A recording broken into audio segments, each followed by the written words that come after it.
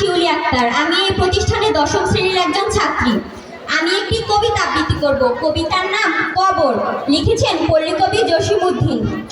এইখানে তোর দাদির কবর, ডালিম গাছের তলে, ৩০ বছর ভিজায় রেখেছি দুই নয়নের জলে। এতটুকু তারে ঘরে এনেছিল সোনার মতন মুখ, পুতুলের বিয়ে ভেঙে গেল বলে কেঁদে ভাসাইত বুক। এখানে ওখানে ঘুরিয়া ফিরিয়া ভিবে হইতাম সারা, সারা বাড়ি ভরি এত সোনা মোর ছড়াইয়া দিল কারা।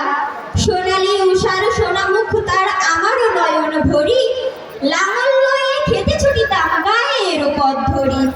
যাইবার কালে ফিরে ফিরে তারে দেখে লইতাম কত, এই কথা লইয়া ভাবি সব মোরে তামাশা করিত শত। এমনি করিয়া জানি না কখন জীবনের সাথে মিশে, ছোটখাটো তার হাসি ব্যথা মাঝে হারা হয়ে গেল দিশে।